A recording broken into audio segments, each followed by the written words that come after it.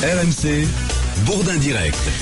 6h44 sur RMC, votre invité Jean-Jacques Bourdin, Jean-François Forget, secrétaire général de l'UFAP, c'est le premier syndicat de surveillants de prison. Jean-François Forget, bonjour. Bonjour. Vous nous confirmez ce matin, c'est la ministre qui vous l'a dit, enfin c'est l'administration pénitentiaire qui vous a informé hier, les téléphones portables seront bientôt autorisés pour certains détenus. Lesquels ? Dans un premier temps, pour certains détenus, alors lesquels, ceux qui seraient placés en centre de semi-liberté ou en quartier de semi-liberté, en centre pour peine aménagée ou en quartier pour peine aménagée, et du coup la sensibilité entre centre ou quartier a sa connotation. Alors c'est quoi un centre de semi-liberté ? Un centre de semi-liberté, c'est donc un établissement autonome, un centre, oui, qui gère des détenus qui sont placés donc en prison, mais qui sortent le jour. Pour travailler par exemple ? Pour notamment travailler, oui. Et qui viennent dormir la nuit en prison. Qui viennent purger leur peine de privation de liberté la nuit et le week-end. La nuit et le week-end. Les centres d'aménagement de peine ? Alors c'est la même philosophie, mais là c'est un encadrement sur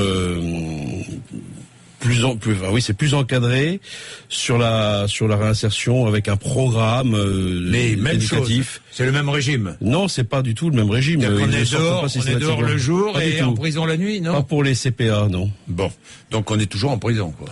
Dans tous les cas, quand on est condamné par la société. Bon, donc dans les centres d'aménagement de peine, c'est comme on est en prison. Bien évidemment. Bon, et les quartiers de semi-liberté au sein des maisons d'arrêt ?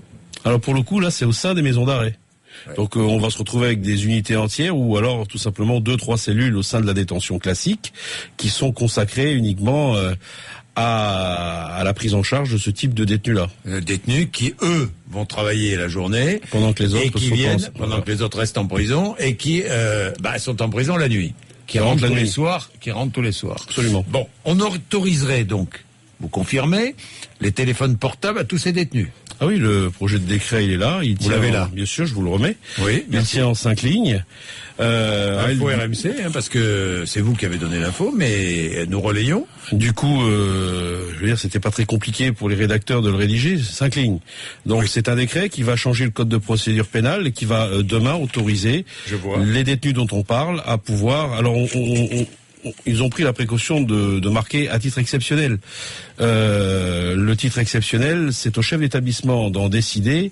Je vous laisse imaginer la pression qu'il y a déjà aujourd'hui, qu'il va y avoir demain, quant à ceux qui vont devoir accepter ou refuser que le détenu placé sous ces conditions ne puisse pas prétendre à un téléphone portable en cellule. Oui.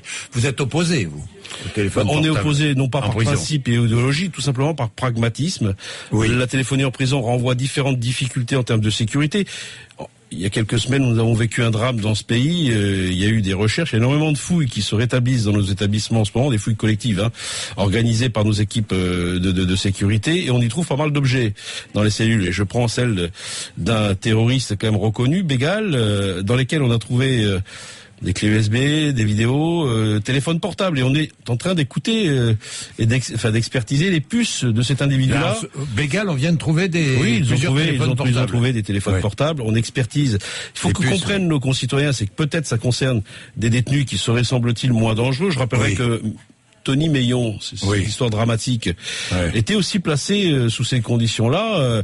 Tout type de détenu peut être placé demain sous aménagement de peine, en semi-liberté. Donc, et en plus, il y a un phénomène de porosité derrière. Quand vous avez dans vos maisons d'arrêt quelques cellules dédiées à ces détenus-là, pour lesquels on va autoriser le portable, quand on connaît la circulation des détenus dans nos établissements dont on ne maîtrise pas le contrôle, on ne maîtrisera encore moins la situation telle qu'on la vit aujourd'hui. Alors, portable, donc vous êtes contre les portables en prison. Vous-même, surveillant, vous n'avez pas le droit d'entrer avec votre portable personnel. Non, nous sommes sanctionnés, soupçonnés de corruption si nous rentrons avec nos téléphones portables en prison, bien évidemment. Donc, c'est-à-dire qu'on autoriserait le portable pour des détenus, mais interdit pour vous, les surveillants. Ça, c'est assez étonnant. Nous n'avons pas le droit de franchir la porte d'entrée avec un téléphone portable. Ah, ça, je dois dire que je viens d'apprendre quelque chose. Les brouilleurs, parce qu'il y a aussi autre solution. Parce que vous n'avez pas fouillé tous les jours les cellules, des portables, il y en a en prison, des quantités. Comment faire ? pour éviter que des portables n'entrent en prison. C'est pas possible. Deux solutions. Nous donner les moyens pour limiter la casse, comme on pourrait faire en sorte d'endiguer les problèmes d'alcoolisme au volant en mettant plus de policiers au coin des rues, ou alors de légaliser les trafics de drogue, les téléphones portables en faisant ce type de décret-là. Voilà. Bon. C'est-à-dire qu'on ne peut pas contrôler, donc on autorise. Alors, le brouillage des portables, d'Internet en prison, c'est difficile. Je vois que 618 brouilleurs ont été installés dans les prisons, ou vont être installés dans les prisons françaises, mais c'est très difficile de brouiller les ondes. C'est d'autant plus difficile quand nous ne savons même pas nous-mêmes, professionnels, où ils sont installés, voyez-vous. Oui. Les brouilleurs. Les brouilleurs, oui. Ah bon, d'accord. Bon. Les détenus, on arrive à peu près à les localiser. Bon, puis on risque de couper tout le voisinage en plus avec les brouilleurs. Oui, non, il y a un gros problème de technologie. Alors moi-même, professionnel pénitentiaire, en aucun cas dans ce domaine-là.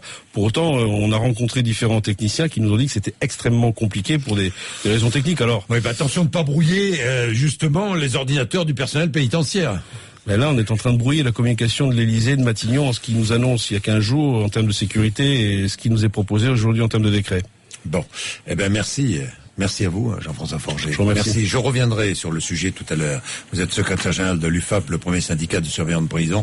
Ça va vous faire réagir, j'en suis certain. J'aimerais beaucoup recevoir Christiane Taubira, mais enfin, elle ne répond pas à mes invitations. Je ne sais pas trop pourquoi, mais enfin bon. Il est 7h moins 10. Vous êtes sur RMC.